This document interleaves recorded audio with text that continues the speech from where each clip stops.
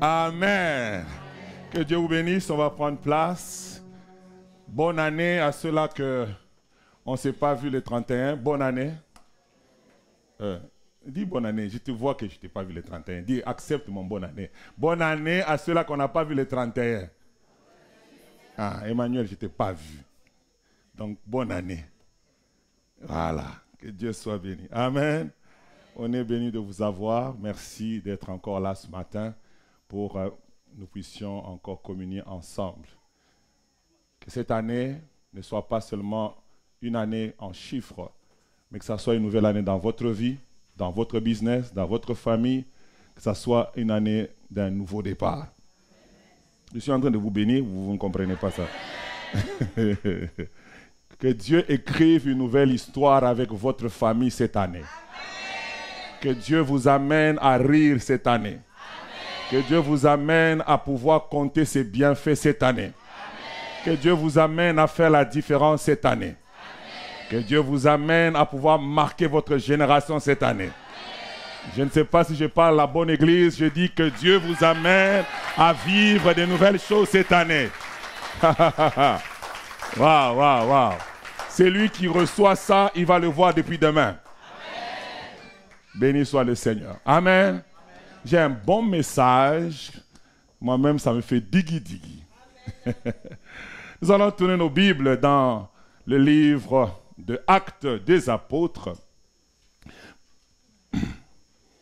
Et nous parlons de l'impact. Dis à ton voisin encore l'impact. Cette année, vous allez entendre ça. Ça va entrer dans les oreilles. Ça va entrer partout. Impact, impact, impact. Tu te lèves le matin, impact. Tu veux déjeuner, impact. Tu veux dormir, impact. Tu veux impact. Amen. L'impact. Nous allons parler de l'impact. Mais le premier impact qu'on va faire ce matin, c'est avec vos téléphones. Chacun prend son téléphone, s'il vous plaît. Et chacun va aller sur son YouTube. Et chacun va s'abonner à notre YouTube de l'église. Prenez vos téléphones parce que vous n'êtes pas abonnés. Je vous connais ceux qui sont abonnés. Prenez vos téléphones et commencez à aller vous abonner, à activer la cloche de notification pour que vos amis, chaque fois que nous prêchons, chaque fois que nous faisons quoi que ce soit, c'est une manière d'évangéliser. Alléluia. Il y a des gens qui ont dit, moi je ne ferai pas ça. Fais-le. Prends ton téléphone et active. Si tu es déjà abonné, gloire à Dieu. Mais toi qui n'es pas encore abonné, va là-bas. C'est quoi? Rappelez-les, ils doivent écrire quoi? Médias. Ils doivent écrire quoi? C'est ça qu'il faut me dire. Écrivez Église Maison de la Restauration et vous allez trouver. Il y a deux églises Maison de la Restauration dans le monde. Une au Cameroun et nous.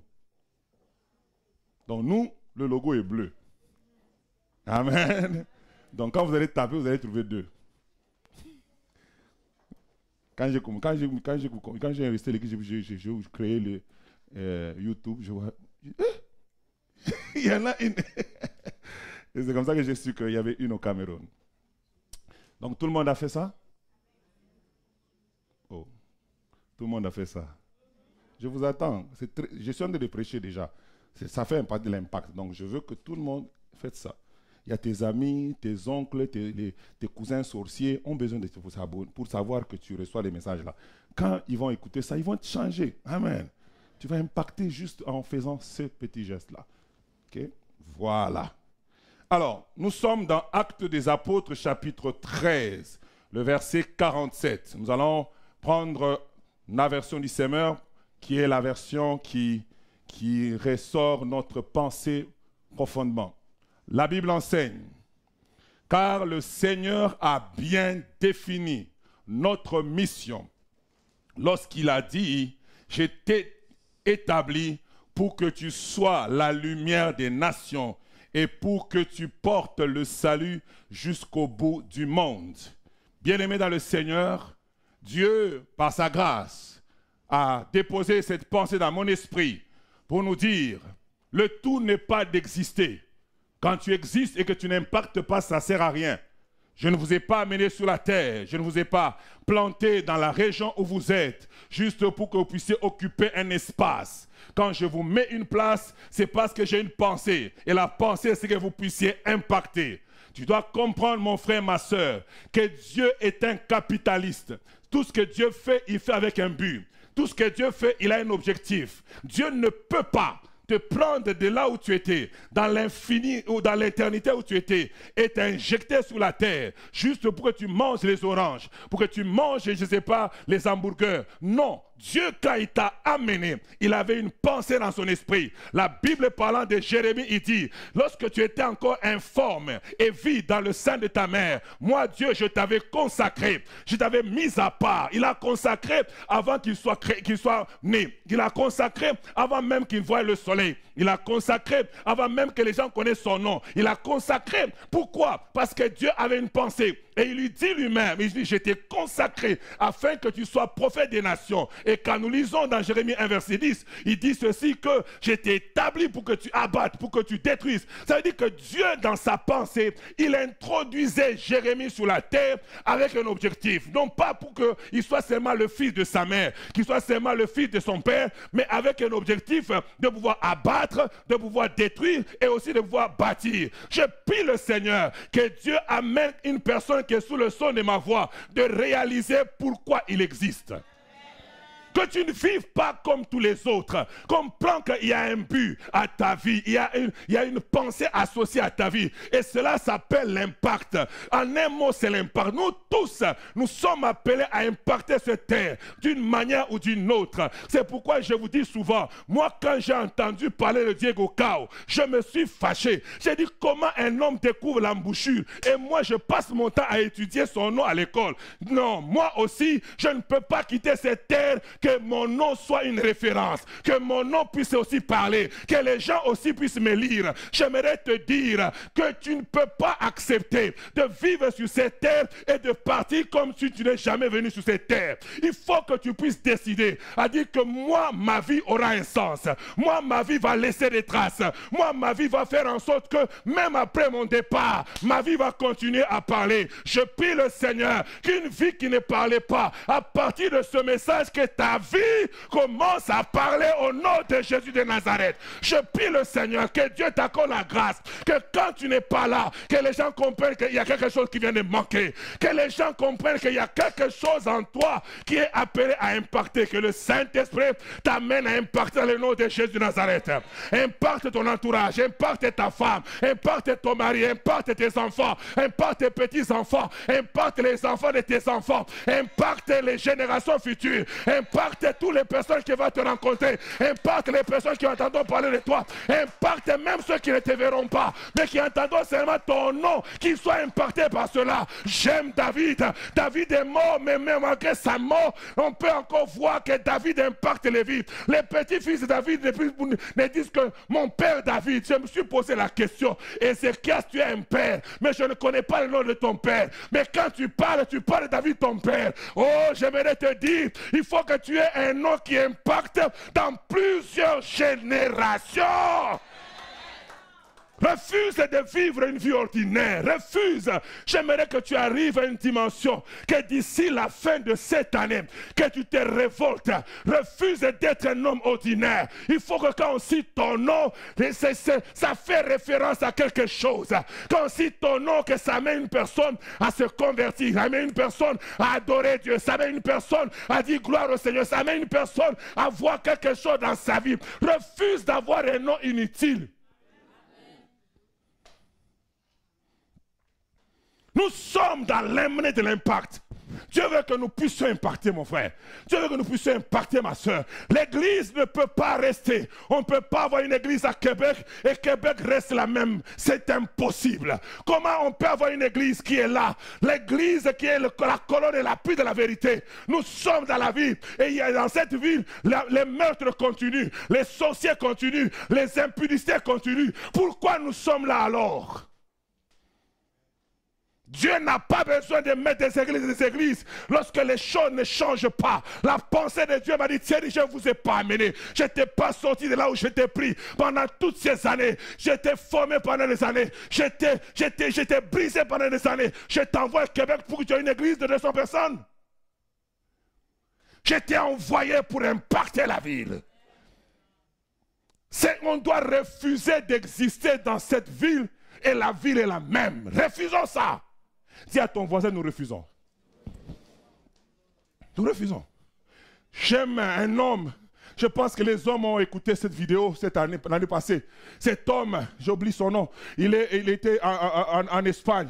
Et ce pasteur-là, Espagne ou Colombie, ce pasteur-là, il a vu, je pense que c'est la Colombie, il a vu les meurtres, comment on appelle ça, la drogue qui était en train de monter dans leur pays. Il a dit, c'est pas possible, nous sommes des enfants de Dieu. Comment est-ce qu'on peut exister comme ça? Et nous devenons la capitale de la drogue. Tous les transactions se passent ici. Comment on peut faire ça? L'histoire dit, cet homme a décrété une prière au stade. Il a appelé tous les pasteurs et dit, les pasteurs, que peu importe votre dénomination, peu importe qui vous êtes, nous allons tous aller au stade. On va aller invoquer Dieu. C'est impossible que nous soyons là et les mal continuent autour de nous. C'est impossible. Quand la lumière arrive quelque part, ça fait la différence. Cet homme s'est mis dans un stade. Les pasteurs dont on boudait, dont on ne pas boudé, il a dit ce n'est pas une histoire de congrégation. C'est une histoire que la lumière doit briller dans la ville. C'est une histoire que les gens doivent savoir que Jésus-Christ est Dieu à la gloire du Fils de l'homme.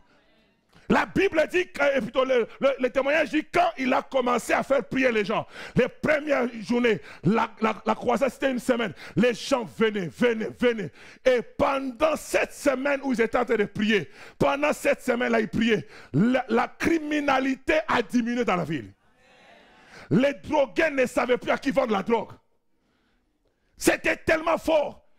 Et à tel enseigne que quand la croisade est finie, les jours qui ont suivi, même les pommes de terre commençaient à grossir. Jusqu'à ce qu'on a même tué.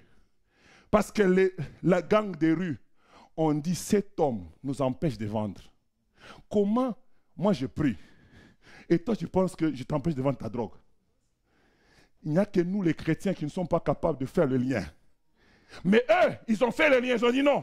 Ce pasteur ici, depuis qu'il a commencé ses prières, les journalistes sont venus commencer à écrire, tapez sur internet, vous allez trouver ça. Ils ont commencé à écrire cette histoire, ils disent, on n'a jamais vu dans l'histoire combien les gens venaient et ils disaient j'abandonne la drogue, comme ça. Parce que l'église s'est levée, elle a compris qu'elle a une mission, et la mission c'est d'impacter. Et 2025, Dieu me dit de dire à l'église que nous ne sommes pas là pour augmenter le nombre des églises à Québec City. Maison de la restauration, nous sommes là pour que le mal diminue dans cette ville de Québec, dans le nom puissant de Jésus de Nazareth. Nous sommes là pour qu'il y ait des prostituées qui vont quitter la prostitution et venir vers le Seigneur. Nous sommes là pour que les menteurs abandonnent le mensonge. Nous sommes là pour que les voleurs abandonnent le vol. Nous sommes là pour voir des hommes et des femmes venir à terre et dire, Seigneur, j'étais dans la drogue, mais j'abandonne la drogue parce que je sais que Jésus-Christ est le chemin, la vérité et la vie. C'est l'heure de l'impact, Église. C'est l'heure de l'impact. C'est l'heure de l'impact. On n'est pas là juste pour nous amuser, pour qu'on commence à avoir des belles salles et tout ça, avoir une église de 4000 personnes pendant que le mal s'accroît dehors. On ne fait rien. On ne fait rien.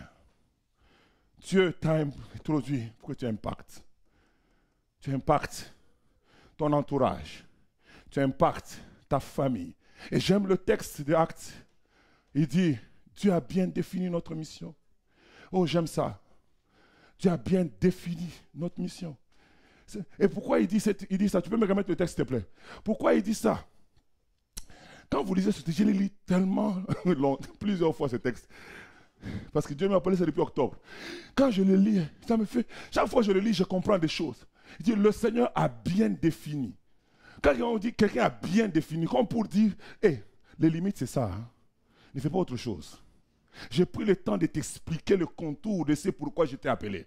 J'ai pris le temps de t'expliquer ce pourquoi je t'ai sémé. C'est pourquoi je t'ai injecté sur la terre. C'est pourquoi j'ai demandé que bâtissez maison de la restauration. Je t'ai bien définir ta mission. N'aime pas seulement les privilèges de la mission en ignorant la mission elle-même. Plusieurs personnes, nous aimons les avantages de la mission. Nous aimons les frais de mission. Quand on va en mission, mon collègue de travail, lui, il aime aller en mission. Moi, je lui dis, moi, je n'ai pas le temps parce que j'ai une femme et des enfants, 4 enfants, il faut les amener là-bas, il faut les amener ici, je n'ai pas le temps. Lui, il dit, ah, chérie, moi j'aime les missions. Je dis, pourquoi? Et un jour, il me dit, tu n'as pas encore réalisé. Je dis, c'est quoi? Il dit, dès le moment que je sors de chez moi, on commence à me payer. Chaque minute, quand l'aéroport, on dit que l'avion est en retard, lui fait. Parce que c'est toujours l'argent pour lui. Il est en avion, on le paye. Il arrive de l'autre côté, on le paye. Le seul moment où on ne le paye pas, c'est quand il dort. Dès qu'il est à l'hôtel, on arrête de compter le paiement. Dès qu'il sort de l'hôtel, il va encore sur le terrain, là où il doit surveiller le travail d'ingénieur. On commence à le payer encore. Son chemin de retour, on le paye. Au fait, il aime ça. Il dit, oh. Et puis même le per diem, on le paye. Ça veut dire, vous connaissez le per diem? Pour ceux qui ne connaissent pas, c'est ton lunch là. Donc, ton lunch, midi là, on te paye. Donc, il voit quand tu vas au travail normal, toi-même tu fais à la maison ton lunch et tout ça. Mais quand tu es en mission, même le per diem est là. Le déjeuner, le lunch, le souper, tout est là. Il aime ces avantages-là. Mais on avait notre collègue. Lui, il aimait ça, mais quand il arrivait sur place, il fainéantait. On l'a mis dehors. Parce que lui, il était là. Quand il n'y a rien à faire, il tourne les pouces. Le client a appelé la compagnie, il dit, votre gars est ici, il tourne les pouces. On l'a mis dehors. J'aimerais te dire, la Bible dit, la nature ne vous enseigne-t-elle pas? Quand Dieu nous donne une mission et que nous on se contente de per diem, on se contente de dormir, d'avoir de bons revenus, oubliant la mission première pour laquelle il nous a injectés, Dieu peut couper les vivres. Dites un amen bien. C'est pour cela que le Seigneur nous parle encore ce matin que nous devons impacter. Et au travers de cet impact, il y a 2 verbes qu'on doit conjuguer. Comment on va impacter ces personnes? Le Seigneur lui-même le dit dans mon texte. La première chose, il dit, soyez la lumière. En étant une lumière, vous allez impacter. Donc la première chose, c'est être. Wow. La première chose, c'est être. Si tu manifestes qui tu es, tu vas impacter. Et la deuxième chose, il a dit, c'est aller porter. Ça dit, c'est faire. Si tu ne bouges pas, il y a des gens qui ne seront jamais impactés. Il faut que tu fasses un mouvement, que tu ailles porter. Il y a 2 grands verbes. Je vais parler de ces 2, un aujourd'hui et l'autre la semaine prochaine, et puis je finis mon message. La première pensée, le Seigneur veut qu'on soit. Le tout dépend de qui tu es. Tu ne peux pas impacter sans être. Tu ne peux pas changer ton environnement sans être. Il faut que tu sois d'abord pour que ça change les autres. Et c'est pourquoi le texte nous dit, Luc 14, verset 34 à 35, il dit, le sel est une bonne chose. J'aime cet homme, et cet écrivain, il commence bien. Le sel est une bonne chose. Mais si le sel perd sa saveur, avec quoi l'assaisonnera-t-on? 35. Il n'est bon ni pour la terre, il n'est bon ni pour le fumier. On le jette dehors. Que celui qui a des oreilles entende. Il veut dire ceci, que quand tu n'as plus d'impact, tu n'es bon pour personne. C'est comme ça que j'ai dit, une vie sans impact est une vie sans gloire. Une vie sans impact ne sert à rien. Une vie sans impact est une vie inutile. La Bible dit, il n'est bon pour personne. Si tu arrêtes d'impacter dans ta vie, même si tu as impacté hier, oh pasteur, tu ne sais pas, va seulement au Côte d'Ivoire, tu vas entendre comment moi j'ai impacté. C'est fini mon frère, c'était le sel d'hier. On a besoin de la saveur d'aujourd'hui. Si oh pasteur, tu ne connais pas, prends seulement l'avion, prends le numéro de téléphone, appelle mon pasteur, appelle mon bishop, il va t'expliquer. J'aimerais te dire, ça c'est la saveur d'hier. La Bible dit, si tu perds la saveur, ça veut dire que tu l'avais. Si tu perds la saveur, ça ne sert à rien, tu n'es bon à rien. tu deviens un serviteur inutile entre les mains de Dieu.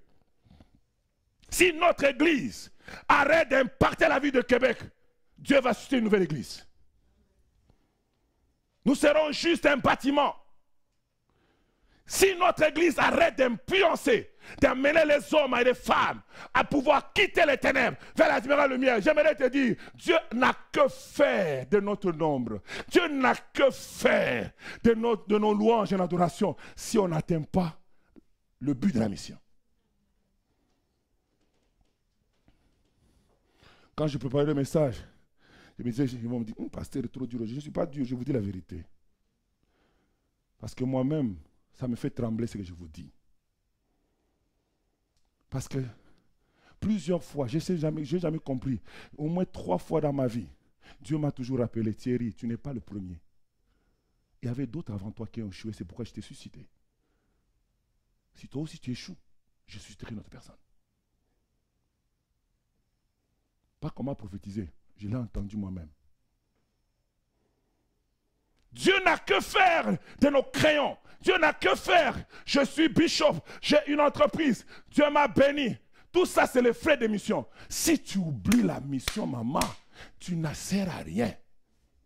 Et dit, tu n'es ni bon, ni pour la terre, ni pour le fumier. J'ai aimé cet homme parce qu'il a voulu nous faire comprendre. Il n'y a pas un terrain où tu peux être utile. Tu peux penser que tu es utile, peut-être non, je ne suis pas utile, je vais aller ailleurs. Tu n'es utile nulle part. Tout simplement parce que tu as arrêté d'impacter. Dis à ton voisin, c'est le moment d'impacter. La Bible parlant de Paul et Silas, on dit, ces hommes qui ont bouleversé le monde sont venus chez nous. Bien-aimés dans le Seigneur, j'aimerais par ce texte te dire, quand on dit que les hommes qui ont bouleversé le monde, c'est qu'il faut que tu arrêtes de penser que tu dois bouleverser seulement ta rue. Tu dois bouleverser le monde. L'impact que Dieu a besoin de toi doit aller croissant. Wow. Ne pense pas seulement que si j'ai influencé ma soeur, c'est correct, c'est suffisant. Non. Dieu, dans sa pensée, il veut que tu influences le monde. C'est pourquoi il a dit, vous allez être mes témoins en Judée, en Samarie, en Judée, jusqu'aux extrémités de la terre. Au fait, ce que Dieu veut dire, ton impact doit aller croissant. Il faut arriver à une dimension où, comme je l'ai dit, on cite ton nom même en Asie et les gens se convertissent.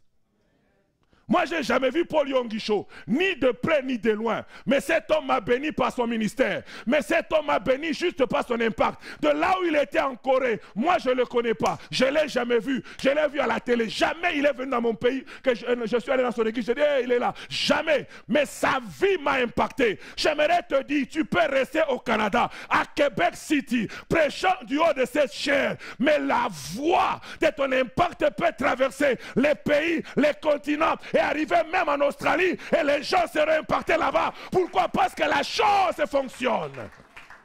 Dieu veut que ton impact bouleverse le monde. Dis à ton voisin, pas seulement ton quartier, mais le monde entier. Dieu veut qu'on impacte. Dieu veut qu'on impacte. Qu'on impacte. Dieu veut qu'on impacte. Les amis, Dieu veut qu'on impacte. Dieu veut qu'on impacte. Alors, je disais que dans le texte que Dieu nous a donné, il nous a donné 2 secrets pour impacter. Le premier secret, c'est être. Le deuxième secret, c'est faire. Alors aujourd'hui, on va parler de être. Ça veut dire, Dieu veut qu'on soit la lumière des nations. Et on va parler la semaine prochaine de l'autre partie d'aller porter. Quand nous réfléchissons sur être la lumière des nations, on dit, afin que tu sois la lumière des nations. Dieu voit que les ténèbres sont partout. Et il considère que toi et moi devons être la lumière des nations. Et ce que j'aime encore de ce même texte, lumière des nations, Dieu n'a pas de la lumière de ton quartier, de ton village. Lumière des nations. C'est pourquoi j'ai dit, arrête le tribalisme au nom de Jésus. Dieu voit la lumière des nations. Toi, tu vois la lumière de tous les gens de Côte d'Ivoire. Quand tu vois les gens de Cameroun, tu es tribaliste, nationaliste. Je prie que Dieu te libère de ça au nom de Jésus de Nazareth. Comment tu ne peux pas avoir des fils spirituels japonais? Comment tu peux avoir des fils spirituels chinois? Dans ta tête, tu n'as jamais même rêvé ça. Quand tu vis, c'est ton moi, je vais encadrer les gens de... Alléluia. En tout cas, moi, je rêve d'avoir un fils spirituel chinois.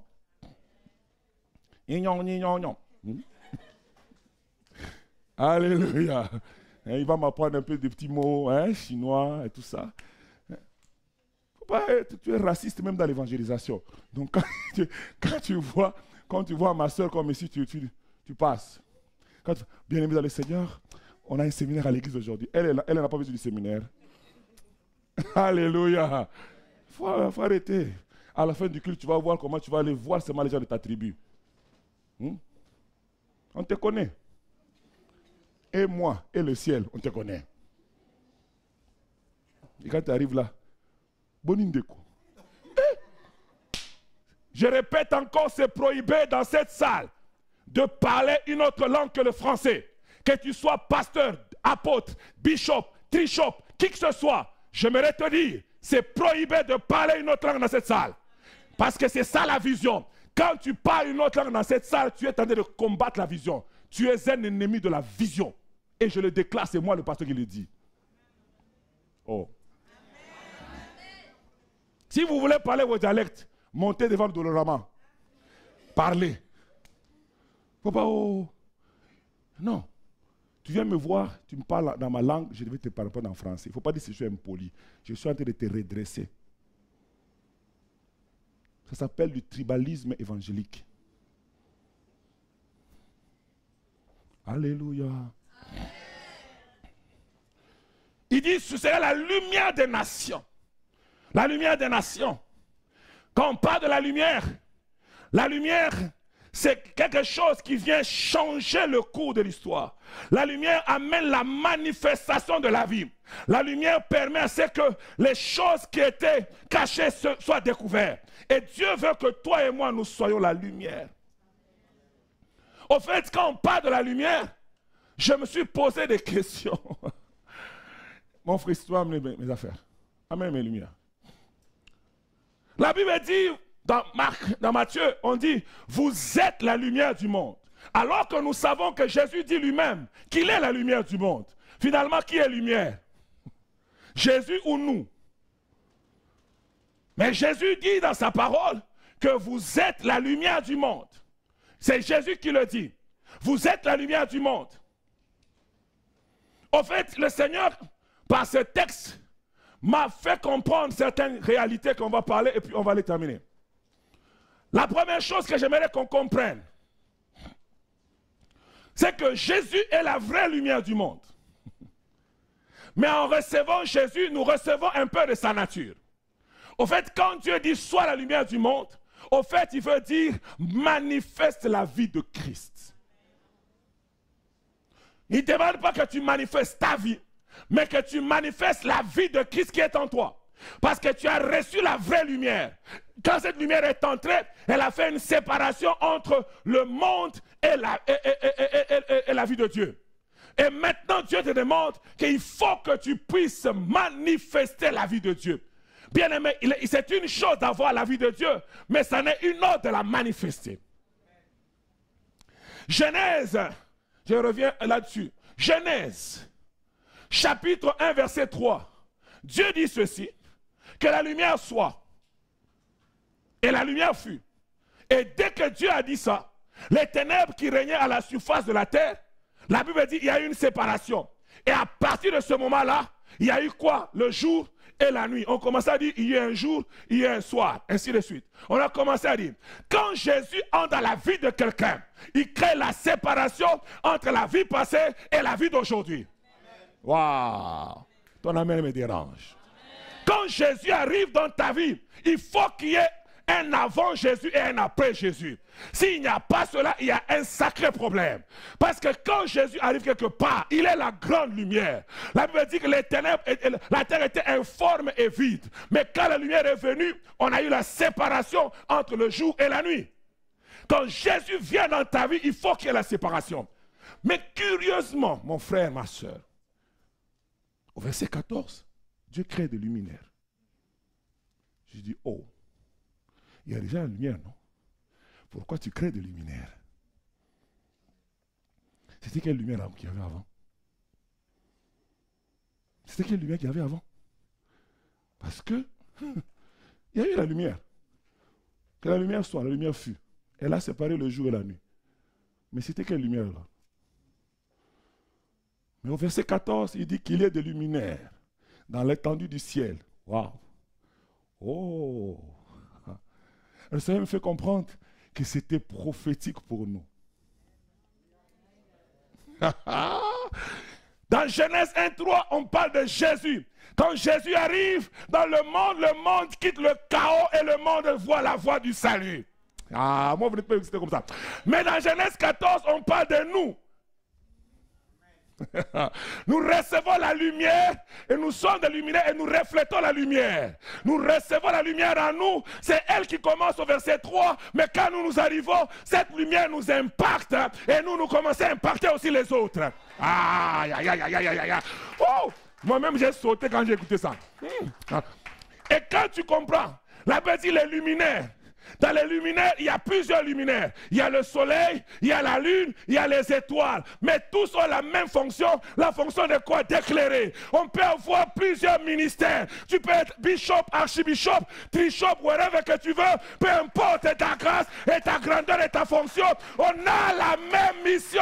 La mission d'éclairer le monde afin que les ténèbres soient dissipées. Ouh, harabosha.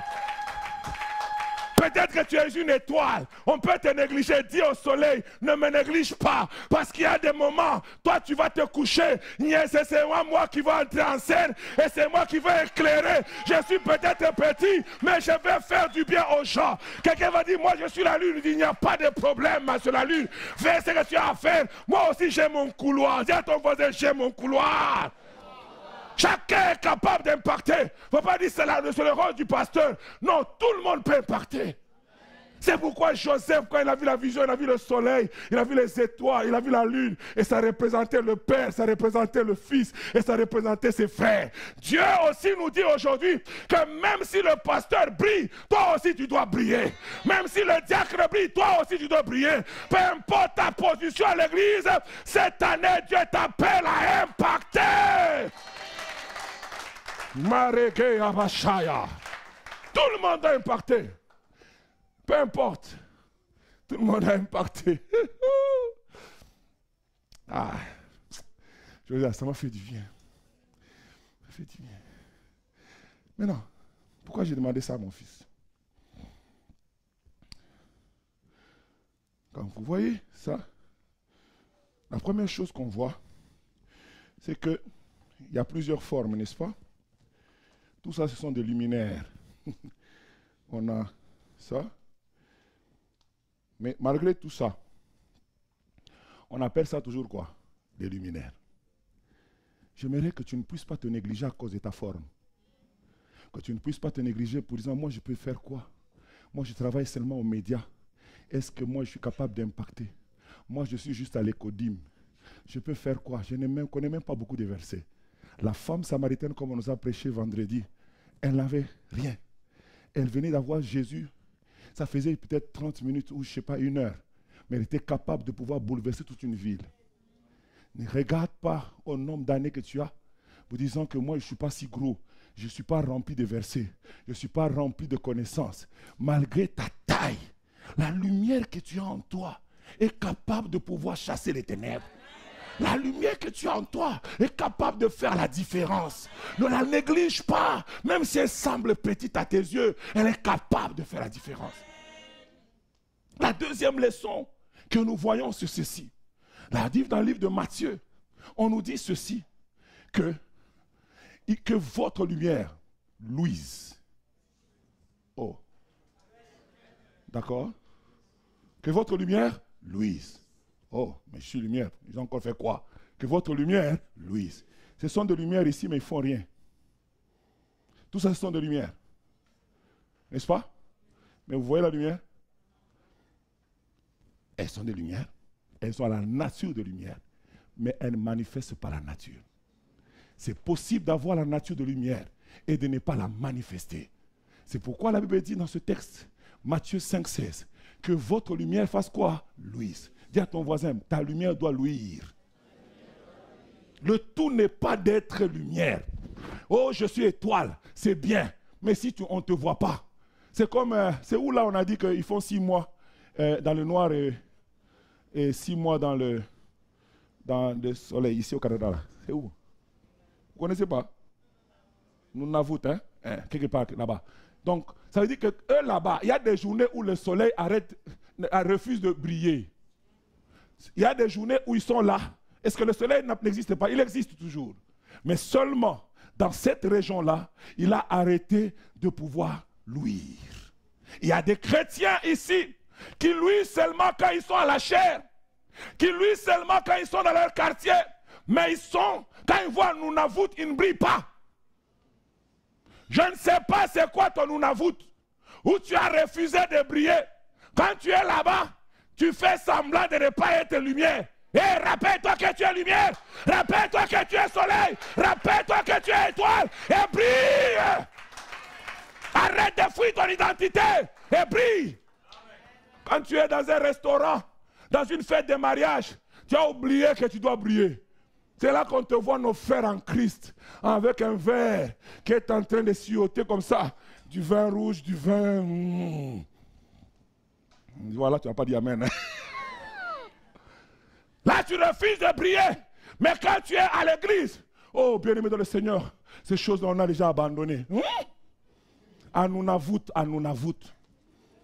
Il faut aussi briller là-bas. Ne brille pas seulement à Québec City. À Nunavut aussi, on brille. On brille.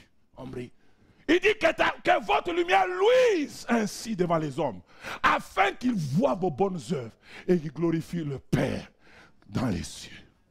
Les gens, en voyant votre vie, en voyant la vie de Christ manifestée par vous, vont être impactés, vont glorifier le Seigneur. Il y a donc première catégorie, on est lumière, mais on refuse ou on s'abstient de briller à Nunavut. Ouais, voilà. Allume-moi ça. Donc, lui, il a accepté de briller. L'autre, aux histoires là des blancs ici. Lui, il a accepté de briller. On y va, l'autre. Lui, il a accepté de briller. Maintenant, lui.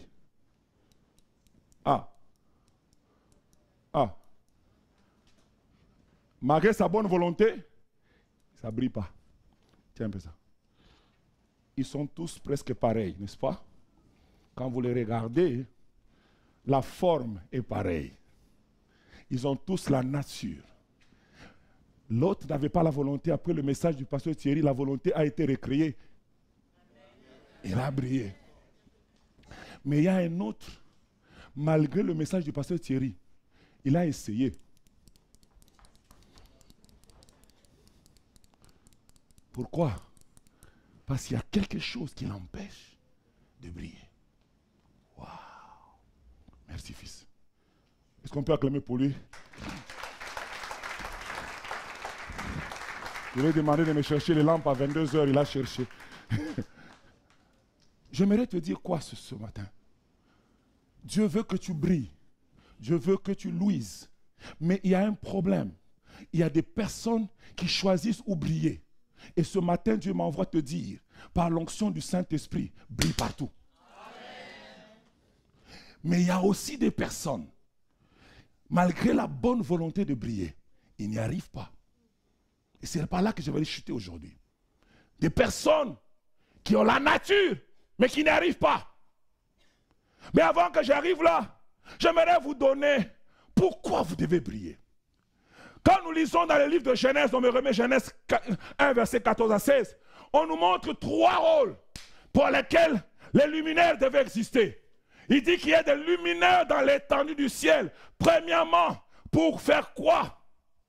Pour séparer le jour d'avec la nuit. Le premier rôle de luminaire, c'est la séparation.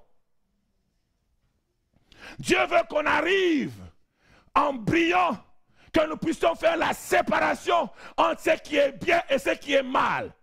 Le monde est confondu. Dans Ésaïe, ils disent, ils appellent le mal bien et ils appellent le bien mal.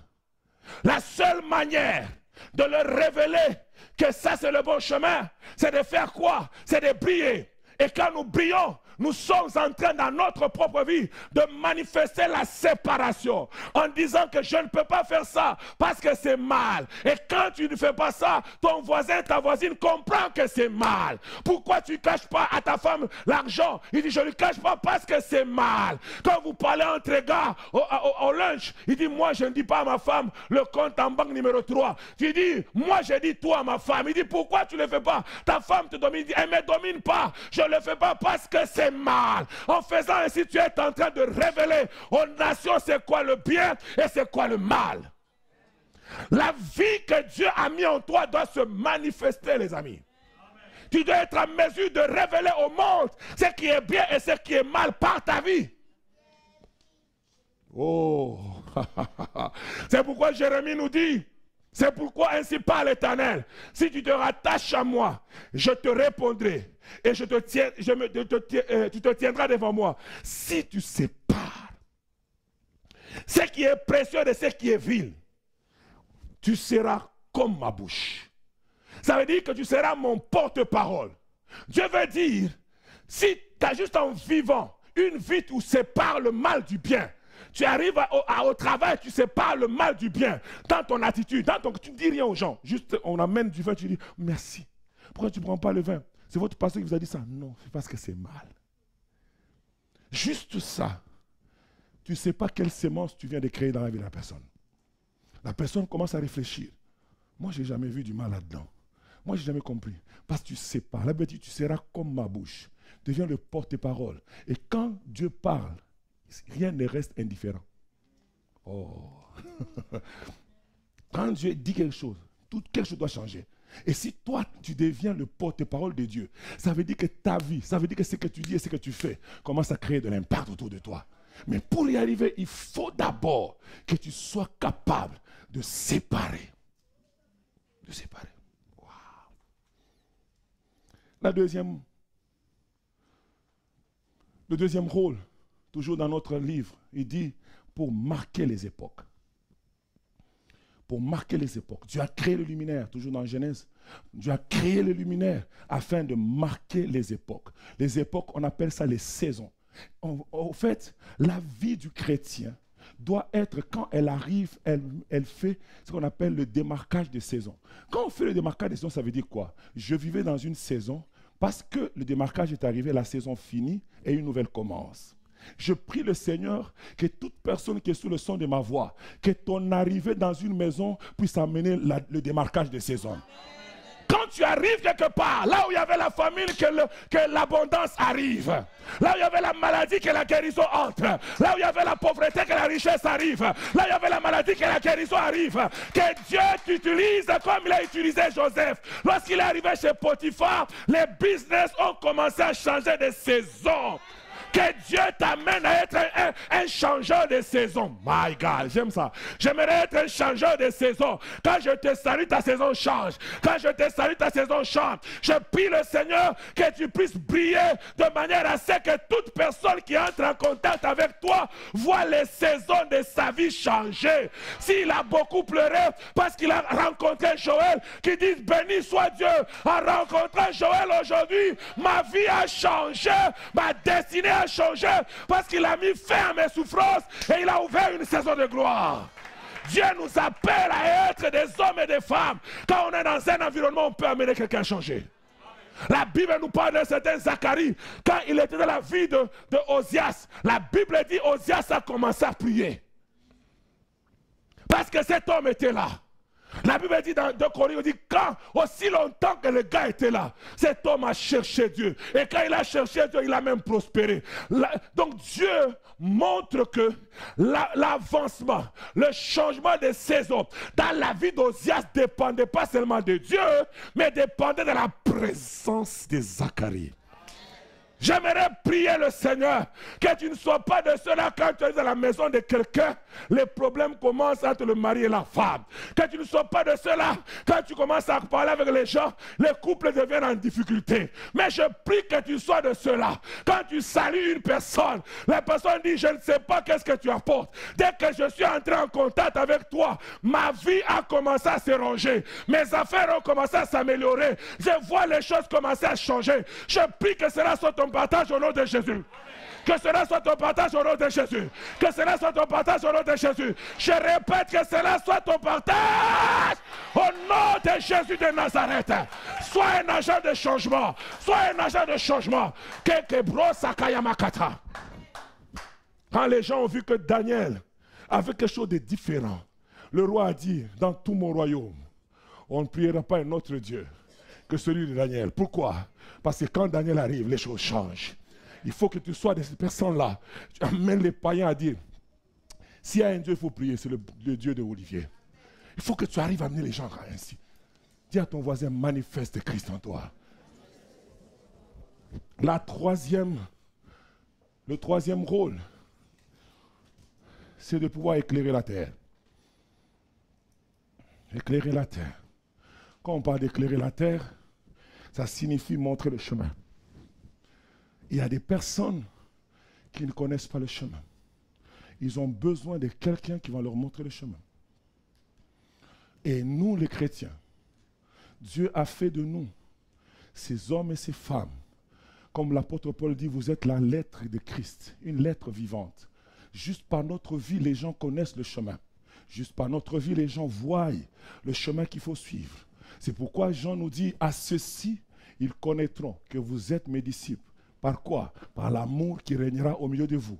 Juste la manière de vivre, le fait que tu aimes les gens. Tu es un homme qui aime tout le monde. Quand les gens te voient, ils disent, non, wow, ce monsieur, cette dame aime tout le monde. Il aime les païens, il aime les chrétiens. Quand les gens te voient ainsi, les gens connaissent que toi, tu es disciple. Tu n'as même rien dit. Les gens automatiquement savent parce que tu leur montres le chemin par ta vie. Plusieurs personnes veulent montrer le chemin par les versets bibliques. Mais Dieu veut que tu montres le chemin par ta vie. Quand ta vie est remplie d'amour, les gens, il y a quelque chose que tu as de différent. Il y a quelque chose que je ne comprends pas. Il y a quelque chose que tu fais. Comment tu peux réagir? Comment tu peux, comme on disait à mon épouse, il dit, comment tu as la zénitude? Parce que quand toute chose panique sur son plancher, elle est tellement zen. On dit, pourquoi tu as la zénitude? Et elle a aussi profité de l'opportunité pour dire, ma zénitude ne vient pas de mon calme, mais vient de l'Éternel des armées. Si tu es capable de pouvoir manifester le chemin de Dieu par ta vie, plusieurs seront impactés. La lumière n'est pas là juste pour être là. Elle est là pour montrer le chemin. Elle est là pour guider les gens à savoir que voici le chemin. On le manifeste par cela. Et j'ai pris aussi cet exemple de cet homme. On lui a dit, Jésus le délivre des démons. Et qu'est-ce qu'il dit? Il dit, je vais rester avec toi, Jésus. Jésus dit, non, va vers tes frères. Et il raconte-leur. Jésus ne lui demande pas d'aller prêcher l'évangile. Jésus lui dit de parler. Va parler. Va juste raconter ta vie. Vous savez, quand tu es un chrétien, tu dois parler de toi. Tu arrives, arrêtez de commencer à parler. Les pasteurs vraiment du Québec ici. Parle de toi. C'est-à-dire, vous savez, bien aimé dans le Seigneur, en tout cas, hier, j'étais malade et Jésus m'a guéri. Juste ça. Tu es en train de manifester Christ. On manifeste Christ aussi en parlant de ce que Dieu a fait pour toi. C'est ce que Jésus dit à cet homme. Il dit, va dans ta famille, raconte-leur. Ne raconte pas les versets Ésaïe 3, ne raconte pas Ésaïe 63, non, non. Tout ce que tu as raconté, c'est comment le Seigneur a eu pitié de toi. Comment le Seigneur t'a fait grâce. Vous savez, il y a beaucoup à raconter. Si tu as 20 ans dans la foi, en tout cas, tu en as beaucoup à raconter. Si tu as 12 ans dans la foi, tu en as beaucoup à raconter. Mais il y a des moments, on n'a même pas raconté, je ne comprends pas. Et même Dieu s'étonne, il dit, donc ça veut dire vraiment que je n'ai rien fait. Si tu fais de ta vie le naturel de parler de ce que Dieu a fait pour toi, tu deviens une lumière. Tout ce que tu te demandes, c'est ça. Il ne te demande pas de commencer à expliquer, oh, Jean 3, 16, 45, 27, tu ne connais peut-être pas ça. Dieu te demande juste de dire, tu sais, J'étais très anxieuse. Quand je suis allé à l'église, j'ai senti une paix. Hein? Où? À l'église, oui, oui. Quand on chantait. C'est tout ce que je demande. Il ne te demande pas de faire beaucoup de complications. Briller, c'est manifester la nature qui est en toi. C'est manifester la vie qui est en toi. La vie, c'est quoi? C'est que je vis. Je vis ça. Je vis de la grâce de Dieu. Je vis de ceci, je vis de cela. Plus tu parles de ce que Dieu a fait, plus tu deviens la lumière. J'ai aimé le texte de Jean 9, 25. Et cet homme, on lui pose la question, il dit, il raconte ce qu'il a vécu. Il dit, non, tu ne sais pas qui t'a guéri. Le gars là, c'est un imposteur, c'est un voleur, c'est de ceci. Et le gars dit, je ne veux pas de discussion. Arrêtez les discussions avec les païens. Il a dit seulement quelque chose de bien. Tu peux mettre ça. Il dit, s'il est menteur, je le sais. S'il est voleur, je le sais. Mais ce que je sais, moi, j'étais aveugle et maintenant je vois. Quelqu'un te dit non, pasteur Thierry, c'est un escroc. Vraiment, on ne croit pas en lui. Il n'y a pas de problème. Qu'il soit escroc, je ne sais pas. Qu'il soit menteur, je ne sais pas. Ce que je sais, quand je suis allé dans l'église où il prie, le Saint-Esprit m'a touché. Non, ton Jésus là, il a fait quoi? D'ailleurs, ce qu'il a fait, je ne sais pas pour mon voisin, je ne sais pas pourquoi l'autre, il a prié, ça n'a pas marché. Mais moi, ce que je sais, quand je ferme mes yeux et que je prie, il le fait. Tu n'as pas besoin d'entendre des discussions. Oh non, vraiment. Non, non, Jésus ne demande pas ça. Parle comme cet aveugle. Tu dis seulement, c'est que je sais. C'est que j'étais malade un jour et je n'ai pas pris aucun médicament. Et j'étais sur mon lit de malade. J'ai dit, Éternel, guéris-moi. Et il a fait. C'est tout ce que je sais. C'est tout ce que je sais. Tu peux dire, c'est un margoulet, un voleur. Peut-être. Mais c'est que je sais. Moi. Personne, oh non, un faux pasteur. Non, moi-même là, c'est que j'ai vécu sans le secours d'aucun pasteur, sans le secours d'aucun docteur, d'aucun prophète. Moi-même, j'étais ceci et il a fait. Amen. Et quand tu fais ça, tu es en train de briller et cette lumière va amener plusieurs au salut. Mais pourquoi plusieurs ne manifestent pas cette lumière? C'est parce que, vous voyez, quand vous menez cette lumière, si je prends un grand drap et je mets par-dessus, qu'est-ce qui va se passer? Hein? Ça va quoi? Flouter la lumière, ok. Donc, je vais utiliser le mot diminuer l'intensité de la lumière. Donc, plus on se couvre de certaines choses, c'est en train d'empêcher la lumière qui est en nous de se sortir. Et c'est pour cela qu'il faut qu'on vive ce qu'on appelle le brisement. Il y a des hommes et des femmes qui sont là aujourd'hui, qui ne sont pas encore brisés. Ce qui fait que la lumière qui est en eux est étouffée. Elle n'arrive pas à sortir parce qu'ils sont remplis d'orgueil, remplis de mensonges, remplis de ceci, de cela. Il faut qu'ils soient brisés. La Bible nous parle de la femme qui était une prostituée. Cette femme-là, qui je pense s'appelle Marie, était la prostituée. Cette femme, quand elle a entendu Jésus, la Bible dit qu'elle est venue à ses pieds. Et elle a commencé à pleurer. Elle est venue donner sa vie à Jésus. Mais elle avait quelque chose de précieux, elle avait un vase. Ce vase, c'est le vase d'albâtre. Et le vase d'albâtre, c'est quoi? C'était un parfum. Ce parfum-là coûtait trop cher à l'époque. Trop, trop cher. Je ne sais même pas comment l'évaluer aujourd'hui. Mais quand j'avais fait des recherches à une époque, ça pouvait faire, je pense, 3 ans de travail pour acheter ce parfum-là. Donc ça représentait sa vie. Mais c'était dans un vase.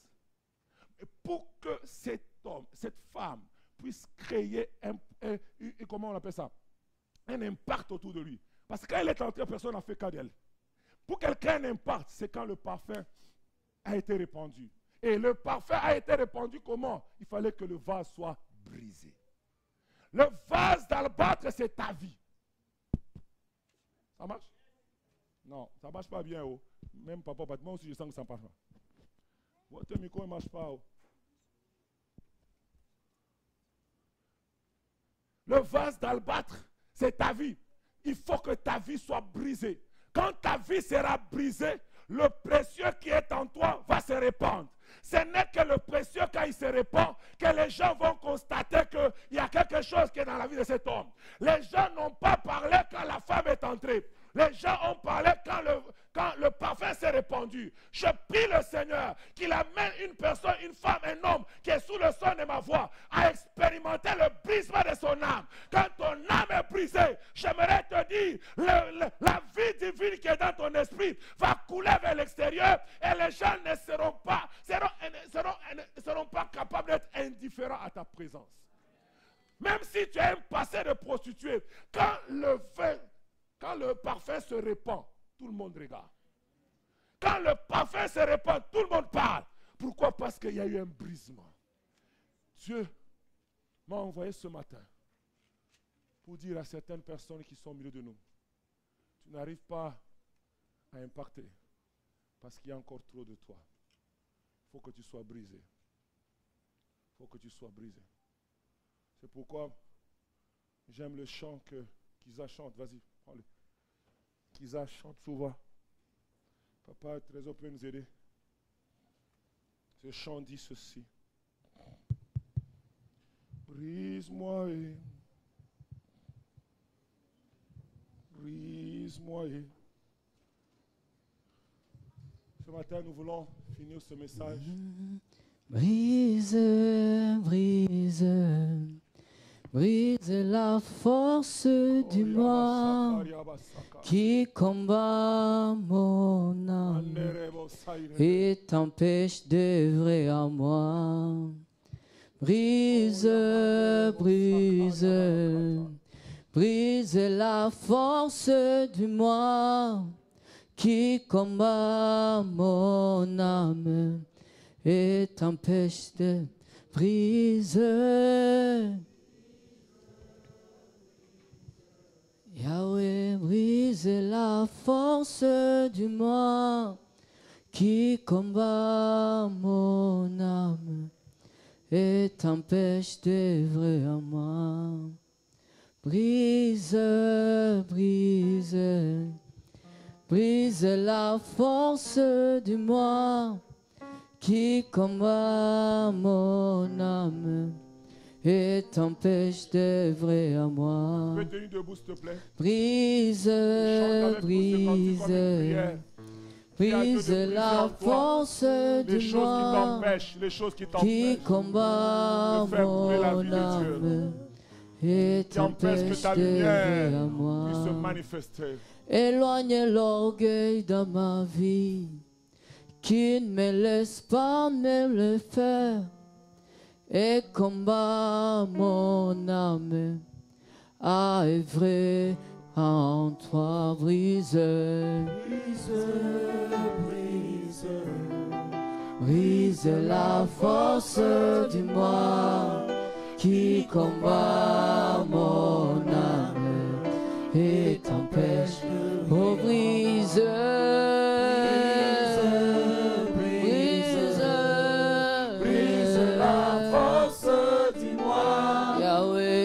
combat mon âme et t'empêche de brise, brise, brise la force du moi qui combat mon âme, qui t'empêche de briller en moi.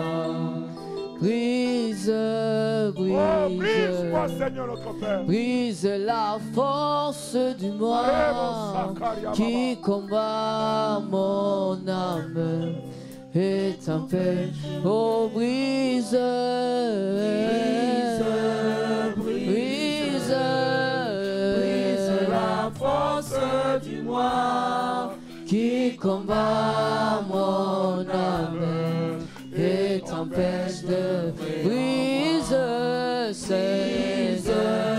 brise, brise la force du moi qui combat mon âme et t'empêche de briller en moi.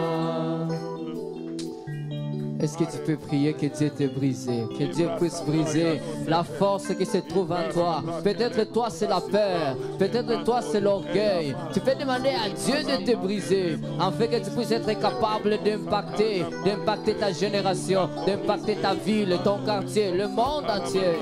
Oh Père, brise-moi. Malebrashi katalabrashine.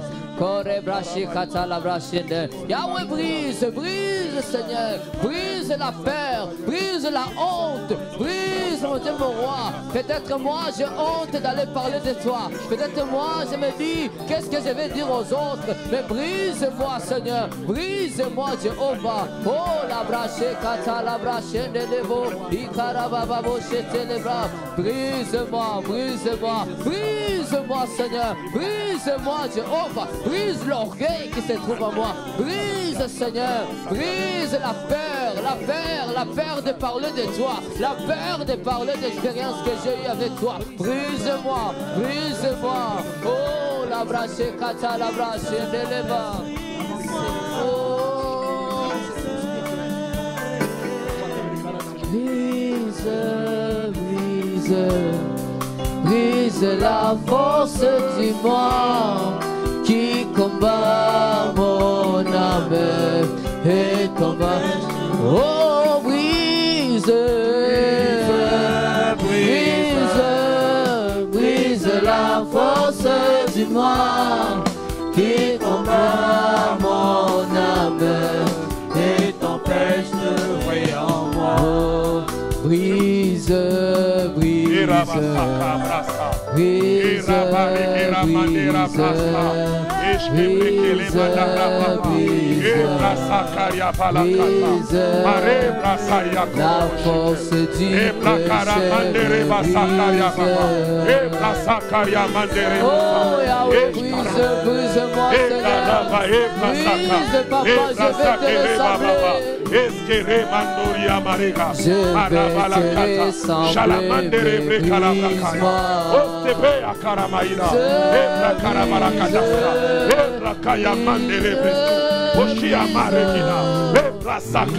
te ressembler. Je vais te ressembler, brise-moi. Tiens une personne maintenant, s'il te plaît. Brise, brise. Tiens ton voisin, ta voisine, et tu vas prier pour elle. Peut-être que c'est quelque chose qui l'empêche, l'orgueil, la colère, la paresse, je ne sais pas. Il y a quelque chose qui empêche la lumière de Dieu de se manifester, qui empêche qu'elle puisse impacter. Commence à briser pour elle. Prie pour elle, commence à intercéder. Que Dieu la libère. Que Dieu le libère. Que Dieu la libère. Que Dieu la libère. Prie, prie, prie. Avec insistance. Que mon Dieu, mon roi, tu puisses briser. Prie pour cet homme. Prie pour cette femme. Que la colère le lâche. Que l'orgueil la lâche. Dans le nom de Jésus. Dans le nom de Jésus. Rebro Sakaria Bacha. Et Mandere Bakarakela. Et Brekele Bressa. Shekere Mandera.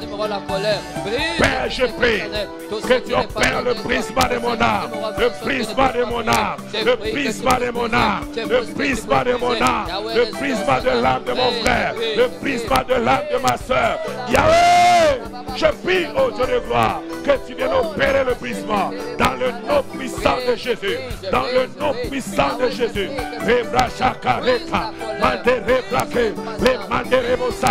Afin que je de l'impact, viens briser le mauvais caractère, viens briser cette enveloppe qui m'empêche de manifester la lumière, viens briser cette couverture au nom puissant de Jésus, viens briser, oh Dieu, Areka Brakele Kata, Shalamande Breha, Azaka Kakea, Ebrekele Breka, La Sobrikirimana, Estamande Rebrea, Inderebosa, Shalabra Keleketa, Ebrakere Santo, Oshia Mandere Breke, Lebra Sakaraboketa, Ebaba, Eba, Lebra Sakarebo Shuku, Inderebo Sakariabro, Lebrekele Bosa, Manderebea, Lebrekele Brosakaya, Irebo Sakaraboshile, Remanderebra, Ibro Sokoriabaka.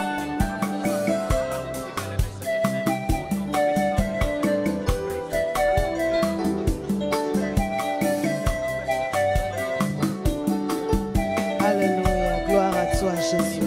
Merci Merci Seigneur, merci pour le brisement. Merci. Merci Saint-Esprit, merci pour ton œuvre, oh Dieu. Merci Saint-Esprit pour ton œuvre. Merci Seigneur. Merci pour l'œuvre que tu accomplis dans nos cœurs. Merci Adonai, parce que tu nous transformes. Tu nous transformes. Tu nous transformes, Saint-Esprit. Merci Adonai. Yahweh, nous sommes le produit éternel de ton travail. Rablo sakira blasaka baba shanda.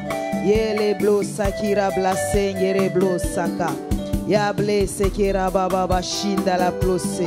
Merci Seigneur pour tout celui qui est présenté devant toi avec un cœur sincère, avec un cœur humble, Papa, en disant fais ce travail dans ma vie, en disant je te fais confiance Seigneur.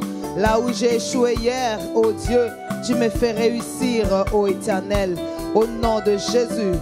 Éternel, donne à chacun la forme, ô Dieu, qu'il lui faut.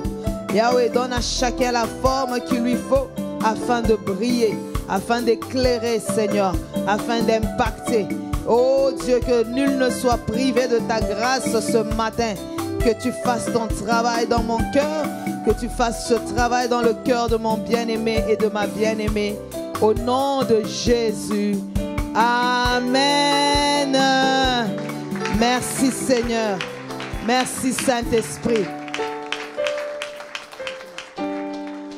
On peut s'asseoir. On va